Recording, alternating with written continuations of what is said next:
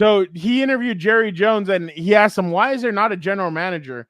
And he told Clarence Hill, "There's nobody that can fucking come in here. How many F-bombs you're gonna have on this show? It's fine and be a GM any better than I can." That, by the way, that's glorious. I wish there was an audio version to that because I totally would have put it up here. Hey, but Gilbert, what do you make of Jerry Jones's comments? One, yes, and then obviously them finally getting it done with CeeDee Lamb. 4 years, $136 million. I think it's $100 million guaranteed. Yes, and I think like almost 40 mil at signing, but which is a record for a wide receiver. But two things, and maybe I don't know, it's just behind the scenes stuff because Clarence Hill. Congrats to him to getting a new job. He was at the Fort Worth Star for a long ass time, and when he showed a picture of him from when he started to what it's like now. Yeah, I remember following his tweets since like I've been working in this business like 10 years ago. So seeing his tweets on the daily helped out for me to follow the Cowboys. So him moving to this new, I guess, media company, All Dallas, I think it's called, and this shows the power of Clarence Hill. That I'm sure he went up to Jerry like, "Hey Jerry, I got a new job. I need to come out with a bang, with a dynamite story right here." And Jerry Jones said, "No problem. Here are some F-bombs, some S-words." Clarence probably said, "Are you sure I can run with this? I don't give a hoot. Go ahead and run it." So that's part of the story here. And also too, when people come at you, we already have some ages this year with Bill Belichick not keeping a job, Pete Carroll not keeping a job. The president had to step down because of age. So I'm sure Jerry Jones is probably saying, F that about people criticizing my age. But it's not about the age, Jerry. It's about the lack of Super Bowl wins. It's the lack about the playoff wins. But I'll give you credit, Jerry Jones. You know how to run a business. You make a lot of money. I think they're now worth $10 billion in the NFL, the most from other franchises in the world. The world, Craig. Fernando, in the world. But it's got to get to a point where you let the son do it. And I'll give Stephen Jones and Jerry Jones a lot of credit because they do draft well. They don't have champagne problems because they don't win Super Bowls. But when you have to pay CeeDee Lamb, you have to pay Michael Parsons, you have to pay Dak Prescott, you're drafting very, very well. But at some point, you got to try something different. And Fernando, CeeDee Lamb got paid, which I don't know why it took forever, but they got it done. Credit to them. But now we're returning to? Dak Prescott watch. Will they get Dak Prescott done? I'll be very, that's very what shocked. I wanted to ask Kirk Morrison about. Dang Dak Prescott? Yeah, about my theory. If he doesn't sign before the season, all these theories are going to be ready to go. If anything can happen, but still Fernando with 2 weeks to go and CeeDee Lamb getting taken care of, I would not be surprised. Where did you guys get it first? I told you guys, this is what's going to happen. They're going to be terrible this year. And then Dak Prescott will either be a Raider or a Ram. And Shedeur Sanders will be a Dallas Cowboy. I'm telling you, it's happening. So he's going to leave Planet Dion and go to Dallas. Oh, yeah, and Planet Dion's going to follow him there to do something. He's going to do something. No, Planet Prime was the word of Denver. Yeah, exactly. Planet Prime. Yeah, exactly.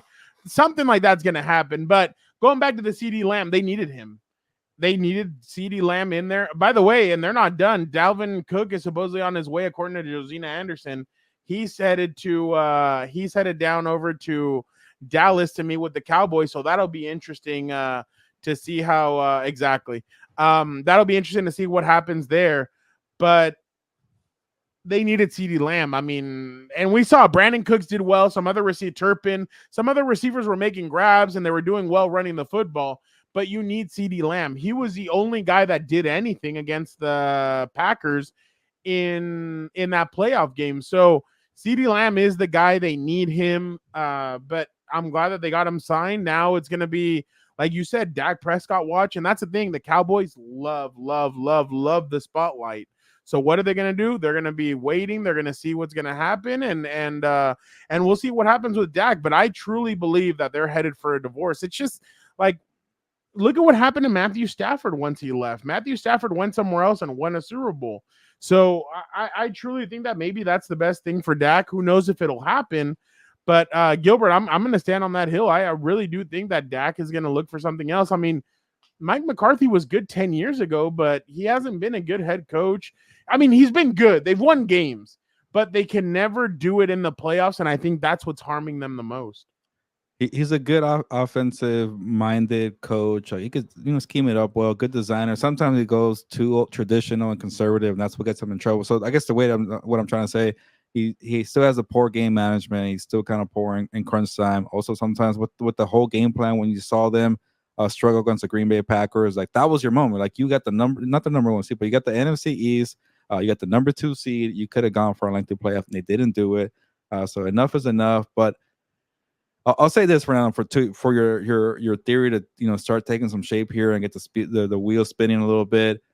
Most GMs feel the pressure of paying a quarterback. We saw Trevor Lawrence, we saw Tua Tagovailoa, we saw Daniel Jones a couple of years because in the NFL, a lot of GMs feel the pressure like I need a franchise quarterback. If I don't have one or a secure one for my owner, they're gonna fire me. Well, who's gonna fire Jerry Jones? He's a freaking GM and the owner, so he has the luxury to say, "All right, Dak, you are a good quarterback, but we've seen the movie too many times.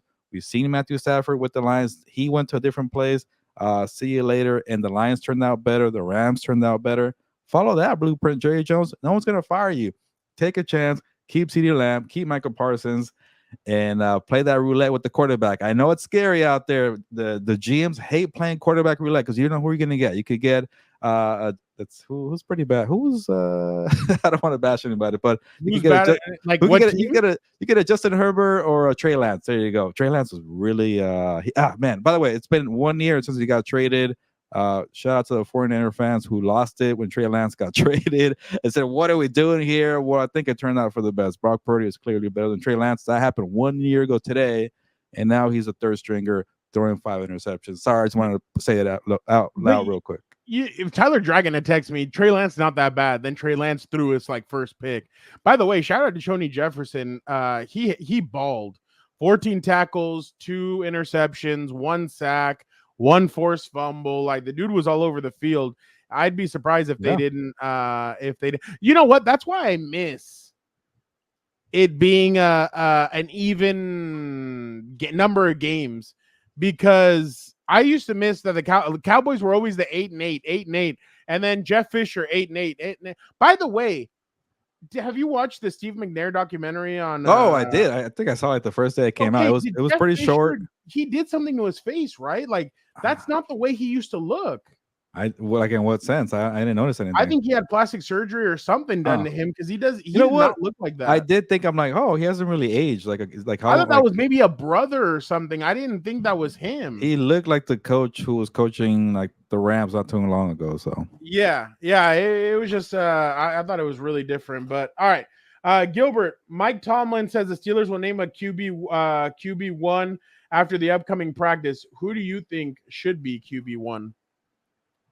Or who do you think it's gonna be? Let's go with that. Okay. But real quick, let me answer Brett. I see a comment here, and I'm sorry, I was reading it and I got distracted. But just to make an announcement, I think Brett, I think you're asking about House of Horns. We are gonna have a special episode, no Wednesday show. Victor and I will be on later tonight. I think maybe like 7:30 Pacific time to discuss the 53-man roster. And then for the Chargers fans, it already came out. No, tonight after this show, I'm gonna jump on and do the projections. No, but it's already the 53-man roster. Or no, it comes out tomorrow. But I think the Rams are already trimmed, cut down some people. I don't know if the Chargers have, but I think they released 8 guys, and they released like 8 guys. Okay, I'm sure you've been asking, but we're gonna also take a projection stab. I can't make it this Wednesday, so I want to get a show out this week too. So Brett, thank you for asking. And then yes, back to your question, Fernando. Oh, real quick then, if you're announcing that, Dan and Diego and I will be on Tuesday afternoon to talk about probably around 7 again to talk about the 53-man roster, kind of break it down and what we thought of it. So we'll probably it'll probably be only a 30-minute show. I don't want to keep him on too long. So not too long for us.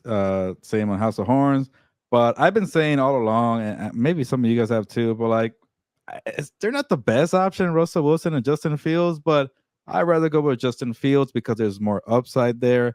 At least he can move the chains with him being athletic, being mobile. And like, think about it. Arthur Smith, he's not the greatest coach, but you know what? He can at least scheme up and design running plays. Who's a better runner? It's Justin Fields. And, it's weird because with Russell Wilson, it sounds like he's a safer guy. He won a Super Bowl. He's more experienced. He doesn't have the accuracy issues that Justin Fields has. But I'm telling you, and you agree, I know, Fernando, but Russell Wilson's not the same guy from Seattle, and he's going through some weird identity crisis where, like, okay, I want to be reckless. I want to throw downfield. I want to be the magician that you were in Seattle. You got in trouble every now and then, but for the most part, you made some wild plays. And then, oh, now when that for some reason that disappeared, I don't know what happened. He lost his confidence, whatever. And Denver, you just had a rough year. And then Sean Payton and put in the training wheels and said, all right, just don't mess it up. And he was just so scared to play. He would take some bad sacks. He would throw the ball away. He wouldn't push it down the field. And now he's trying to do both Seattle and Denver. And I'm like, who the hell are you, Russell Wilson? You don't seem like a confident quarterback. So with that, I don't want any part of that. Give me Justin Fields, who's better suited to fit the scheme of Arthur Smith. And to give you an answer, Fernando, those are my thoughts. But to give you an answer, the longer this drags on for Mike Tomlin, what do we got left? The Patriots and the Steelers, that might be it for quarterback competition. The more this drags on, the more I think it's going to be Justin Fields to kind of take over last minute. So the reason why I think it'll be Justin Fields is because I saw a couple of reports that the Steelers have a couple of banged up offensive linemen. Mm-hmm. And if you're just going to have him stand there, Russell Wilson stand there like a statue, he's going to get beat up all game long. Why even risk it? I would go with Justin Fields, try and get some of those offense. And I know it's going to be tough at the beginning because it is. Hold on, let me see how they start the season off. They go at Falcons, at Broncos, and then they welcome the Chargers. That's going to be Smith revenge game. Sorry. Yeah, no, 100%. That's a tough schedule to open up. The Falcons have Jesse Bates, AJ Terrell, and Justin Simmons back there, and then they added Matthew Judon. That's going to be tough. You have to deal with Patrick Surtain, and Russ goes back to Denver, so that'll be interesting. And then I know that the Chargers haven't been very good in the last year, but they're going to be tough. It's going to be a hard-nosed Jim Harbaugh style of team.